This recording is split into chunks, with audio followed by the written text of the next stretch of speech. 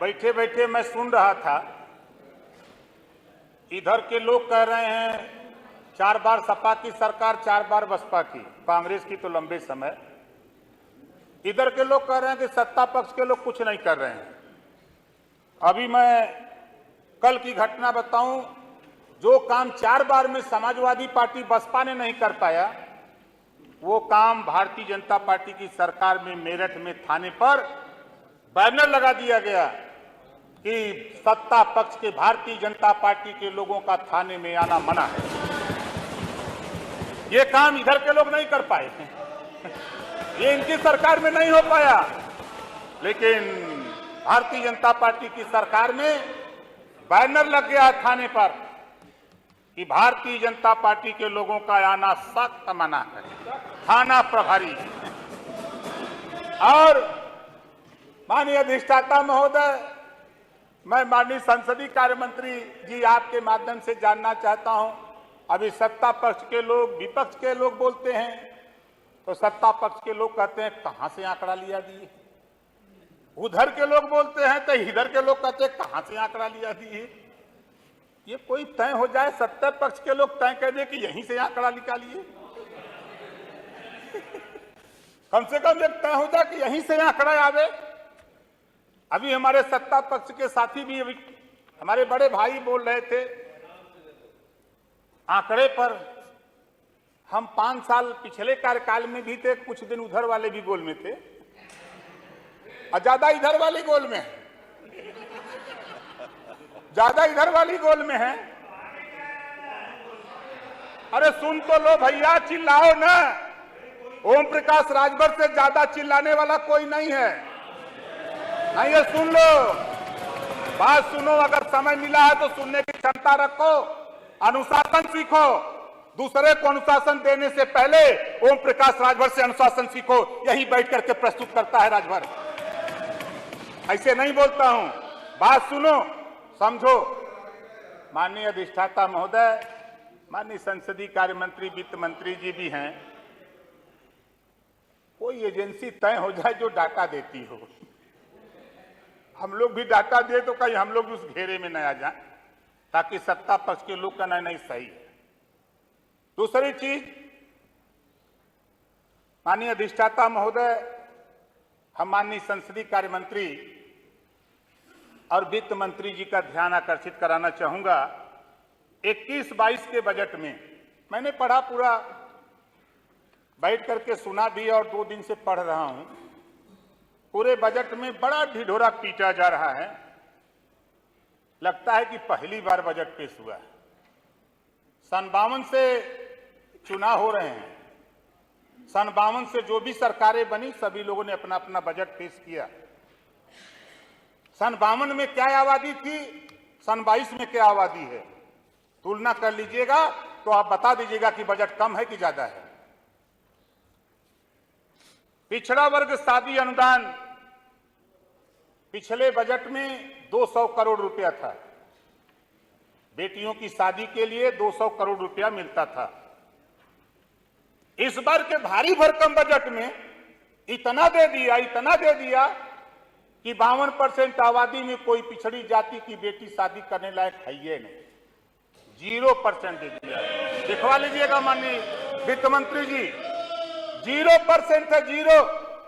अब पिछड़े समाज के लोगों, सोचो, तेरी आबादी 52% है और तेरी बेटी की शादी के लिए जो बाबा साहब डॉक्टर अम्बेडकर ने संविधान में व्यवस्था दिया, उस व्यवस्था में 0 बैलेंस कर दिया गया है। माननीय वित्त मंत्री जी दिखवा लीजिएगा।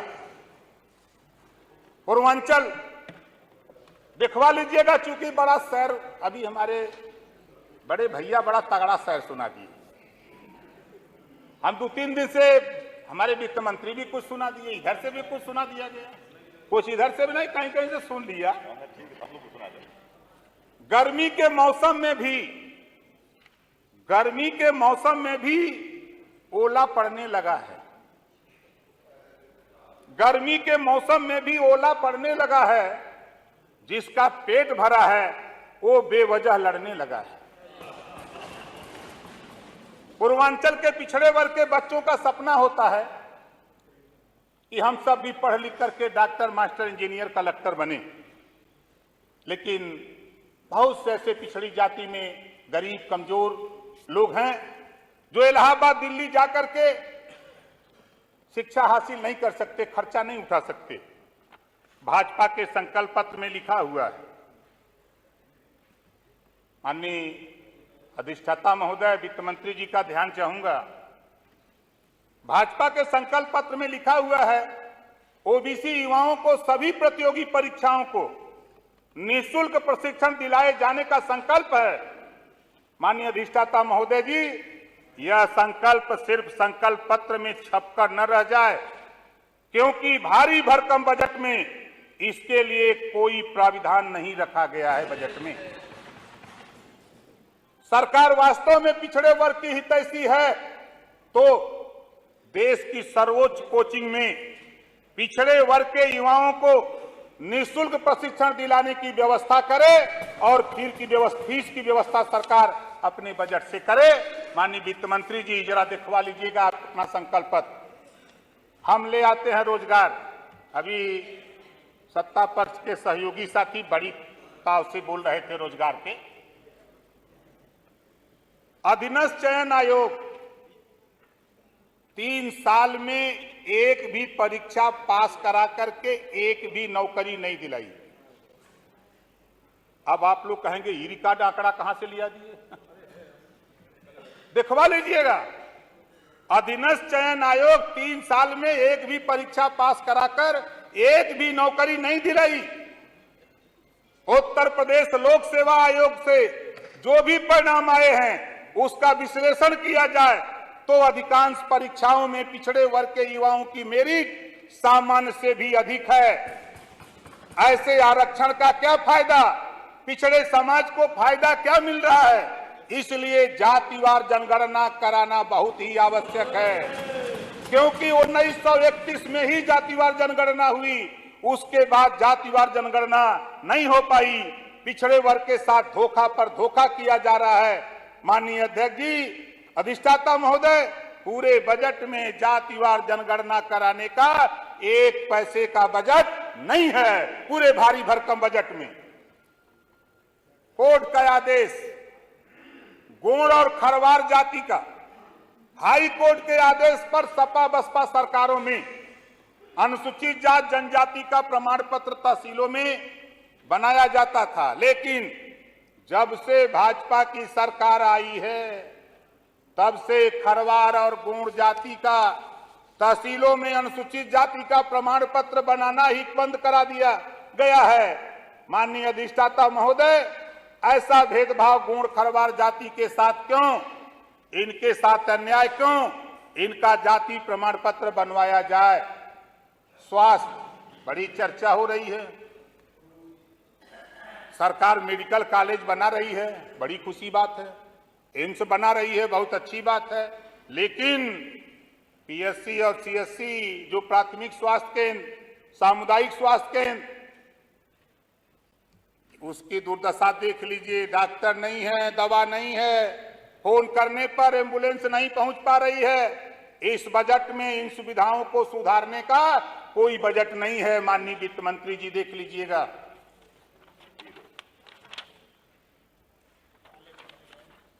अब आते हैं शिक्षा।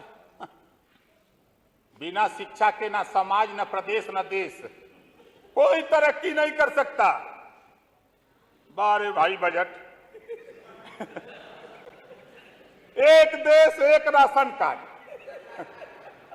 वित्त मंत्री जी खड़ा होकर बड़ी देरी ले 1 घंटा के ऊपर पढ़े। उसमें लिखा हुआ है कि एक देश एक राशन कार्ड, एक उद्योगपति